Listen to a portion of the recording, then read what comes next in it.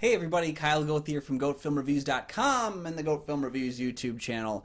And we've got my movie haul for May of 2024. It's going to be a bit smaller video this time around, which my pocketbook is thankful for. I'm sure the run times on YouTube will be thankful for as well. Just a couple of things I picked up, well, like 10 or 12 things, so I guess it's a couple for me, that we're going to cover today. So we're just going to jump right in and check it out here. I don't know if there's really a rhyme or a reason. Let's just go through it kind of in sections. We're going to talk about first the Shout Factory films that we got this month. So starting off, there was a sale on Shout Factory. So I ended up nabbing a couple of things. I got JFK, the 4K Collector's Edition. This is a movie I've never seen before, but look at this brick. This is the 4K box set for it. That thing is huge, you know, compared to one of the other films we're going to talk about, The Hunger Games there. Good, solid, like it's got the 4K of the director's cut as well as Blu-rays of the director's and theatrical cut and a ton of discs of special features. So there's a 4-disc collection. It is definitely worth checking out in my mind. So I wanted to finally get a chance to see JFK. The other film from Shout Factory is actually Scream Factory, and it's Night of the Comet on 4K. This is another blind buy for me. I've never seen the film before, but this is one I consistently hear great things about. Night of the Comet from Tom Eberhardt.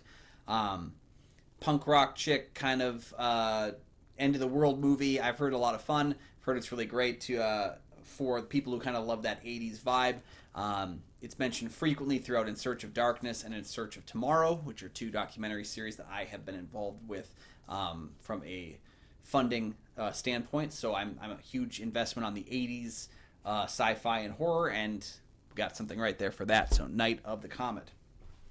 All right, let's move on to, oh, you know what, got another Shout Factory here. This is actually one I didn't get from Shout Factory. This is Swamp Thing the Series Volume 2. So recently got the first volume from someone, purchased it, and I just was like, well, let's get the next volume. I don't believe you can get Volume 3. I don't think it's available mass market. I think it is incredibly rare, and so I'll have to settle for volumes 1 and 2 for now. If you have volume 3 and you want to give it up, let me know, man. I'll take it. Yeah, I'm a fan of Swamp Thing in the comics. I don't think I've ever seen Swamp Thing on like a screen before. I have the movie, the Wes Craven film. I have now the first two volumes of the original TV series, and I have the complete TV series from, what was it, 2018? I still have not touched any of them, but I just love Swamp Thing so much, I'm sure I'm going to enjoy quite a bit of that. All right, let's see what's next. Let's do Synapse. Synapse movies. I don't have a lot of Synapse films, but this is one that I know is kind of hard to find on home video for a long time. Shudder would occasionally get it, and now they actually have it on Synapse in a Blu-ray, and it's Popcorn. I grew up with this box, this Popcorn box VHS at my local video store. I remember that thing creeped me the hell out. The idea that this like creature was wearing this woman's face. This has nothing to do with the movie. I mean, really, there's not much to the movie in this way. I think this is a great companion piece with Joe Dante's Matinee. It is about a local midnight theater, basically, that tries to do a big send-up to kind of the monster movies of like the 50s. They do a night show, and they show a lot of like young people for cheap to try and save their theater, and there's a serial killer in the theater picking off people. I like Popcorn quite a bit. It's a good time. All right, let's jump over to Arrow. I've got one Arrow release here, but it's one that I'm incredibly excited to actually check out. This is House, the Collection. So I have House 1 and 2 already. This is not a U.S. release because, to my knowledge, House 3 and House 4 have not been on Blu-ray or haven't really been available to purchase in years in the U.S. So this was not done for the U.S., although on the back it said it was tested and confirmed to be U.S. Blu-ray compatible. Hopefully that means I can actually watch this, because if not, I might have wasted some money on this one. I don't have a region-free player. I have a 4K player, which apparently a lot of them are region-free, but I don't know if mine is. House, the original House, is one of my top 10 favorite horror movies of all time, without a doubt. And I there's not even a question of it. It's not near the 10. It's like, no, it's up there. I love House. I think that William Catt led Steve Miner directed film is fantastic. Part of me likes House 2 as well. It's a lot cheesier, a lot sillier. House 3 is okay. It was called The Horror Show in the US, but it was House 3 a lot of other places. So here it's marketed as House 3, The Horror Show. And there's a couple different versions of it. And then House 4, the Repossession. I have not watched House 4, The Repossession since I was a teenager. I remember taping it on HBO decades ago when you could tape movies from HBO. I have not seen it in so long. I remember it not being very good, but I'm so excited to watch it again because I just think how much I love the original film that even though the sequels never reach that level, not even close, I will still always have part of my heart loving those House sequels. So, yeah, if you have this set, please let me know if it is viewable without a region-free player because I probably should know before I open it up. Okay, let's jump into some 4Ks here. The aforementioned The Hunger Games, The Ballad of Songbirds and Snakes. Not a bad movie. Pretty solid. I have the other one, so I figured I'd add this one to the collection. It's a good movie. It's just a very, very long movie. I don't think it needed to be as long as it was. But I like you know me, I love a movie that has chapter titles. This one has chapter titles. That works for me quite a bit. So I'm excited to check this one out again. We watched this movie during kind of a dark time. I mean, we were going over the loss of my pet, and if you followed me for any amount of time, you know that how much that it broke me in December of last year. And so we were watching this movie kind of late. It was like the last night we could watch the screener that I'd been sent. And so my wife and I watched it together, but like it was just a really hard watching experience, like with that in the back of my mind. It's one of the reasons I didn't write a review for this movie because I think I posted a first reaction, but I didn't really dive into it any more than that because I just didn't know if I could give it that. I didn't know I could really feel whether or not the movie had worked for me as well as it did or not. But I did like it at the very least. I was positive on the film. So I'm excited to rewatch it and see how that sits. Okay. Let's go to my favorite movie of the year so far. We have Dune Part 2 on 4K. This is my favorite movie of the year. It is the only 5-star film I've watched this year. I don't give out 5-star films. If you followed me for any amount of time, I do not do it lightly. I used to do it a lot more lightly. I do not do it lightly anymore. You got to really knock me on my socks. I have to be basically unable to find anything that didn't work for me in the film. And this movie has nothing in it that didn't work for me. There's things I wanted more of. There was characters I wanted more scenes with. But what we got was not enough for me to be, disappointed. I love Dune Part 2. In fact, it actually fixes my big problem with Dune Part 1, which is I didn't like where Dune Part 1 ended. Well, thankfully, Dune Part 2 is good enough that it's worthy watching both of them back to back. And I said that was going to be the case. I said if Dune Part 2 is good, it will elevate Part 1 to a perfect film for me as well. And so both these films I gave 5 stars to. This elevates the original film, and I think it at times surpasses it. It's a fantastic movie, and I'm so excited to watch it again and again and again. I've already seen it 3 times this year, and it's only been out since, was it March? I'll probably watch it a couple more times. Fun fact, Dune Part 1 is actually my most logged movie on Letterboxd. And it's mostly my wife's fault. She'll pop that on all the time whenever we just don't have anything on the TV. She'll just put on Dune. So I think that movie's going to get a lot of rotation in our home. Okay. Up next, we have a 4K of Pet Sematary Bloodlines. I was hoping for this one to eventually hit home video, and I was hoping for it to eventually hit a cheap enough price to pick it up, because I've not seen it yet. It was on Paramount Plus. It was a Paramount Plus original film. Sorry, I've been talking a lot today. Pet Sematary Bloodlines is a Paramount Plus exclusive release. Did not go to theaters. I didn't get a chance to watch it. I was so inundated with screeners last year that it just passed me by. But I wanted to check out the film regardless. Very excited because I thought the idea of doing a prequel about Judd as a younger person was a really cool idea. So I'm interested to see what they ended up doing with that film. Because I was positive on the remake, the 2019 remake. I don't think it's as good as the original film. I have a special place in my heart for that original movie, though. So maybe I'm just hard on it. All right. Okay, so we talked about, Dune, which is my favorite movie of the year. We talked about a movie I'm excited to watch, and we talked about a movie that I liked, but I'd like to see again. This is a movie that I'm no doubt certain in my mind is a bad movie, and I feel bad for owning it. But I have the other 3. This is The Expendables. I have not seen The Expendables. I have not seen The Expend 3 Bulls. I have it. It's been sitting there for a while. I have not gotten around to watching it yet. But I had to complete the Expendables collection because I'm just insane. And I feel bad. I feel bad owning this movie, but I have it.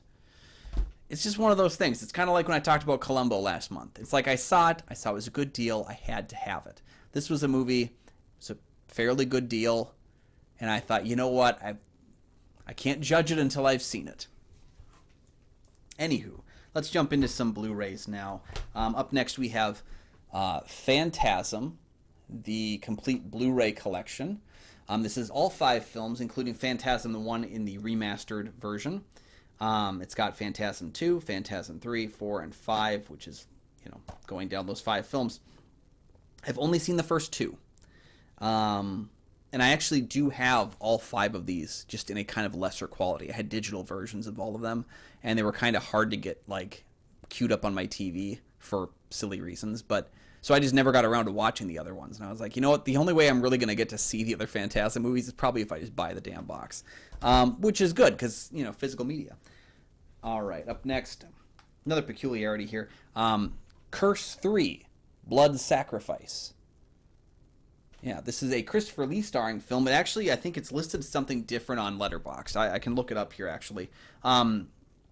Curse 3. So you might ask yourself, are there Curse 1 and Curse 2? Yes, there are Curse 1 and Curse 2. Yeah, this film is Witchcraft, directed by Sean Barton on Letterboxd. There is a Curse 1 and Curse 2. I think Will Wheaton's actually in the first one. I have the first 2 Curse films. The first one is based on Color Out of Space, a H.P. Lovecraft story. And the 2 films are pretty hard to find now, actually. The 2-pack that I got from, I think it was Scream Factory, is out of print. It's been out of print for a while, and it is, apparently, it fetches hundreds of dollars online for this copy of the film.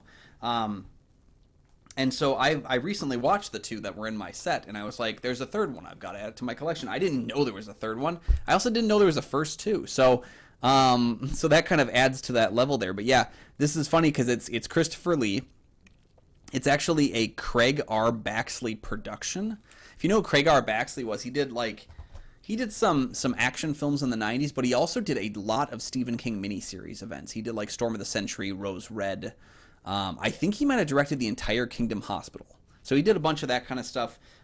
He didn't direct or write this movie, but it says a Craig R. Baxley production. So do with that what you will. Curse 3, Blood Sacrifice. I hope it's great. I really do. God, that would be wonderful. All right, last of my Blu-ray editions for this month. We got Creepshow Season 4. I have the other Creepshow seasons. I have the first 2 Creepshow movies. We don't talk about Creepshow 3. It didn't happen. Love this show. Love this show. Honestly, just get on my high horse here for a second. I am in love with great horror anthologies. I have the entire series of Tales from the Crypt, Tales from the Dark Side, Creepshow now.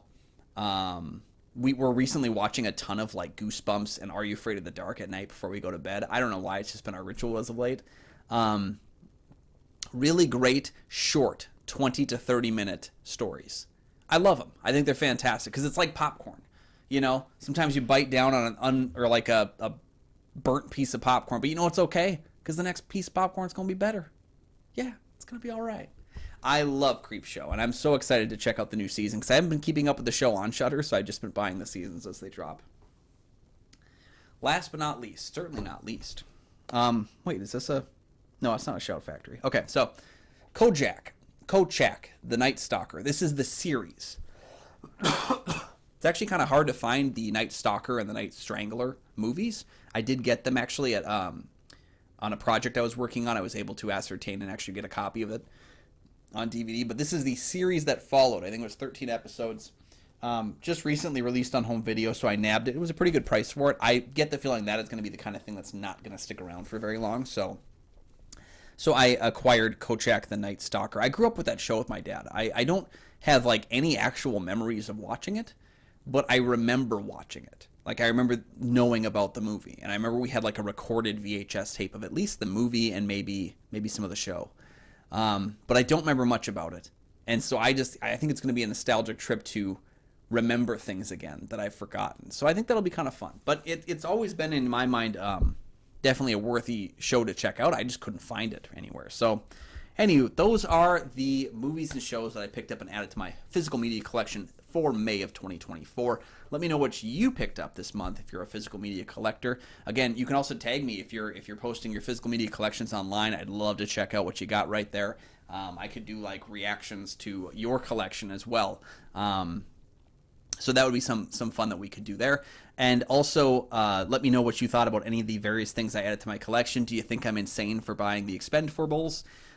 Do you think I'm insane for buying Dune Part 2? You know, there's a lot of opinions out there, and mine's not the only one. I'd love to hear yours down in the comment section.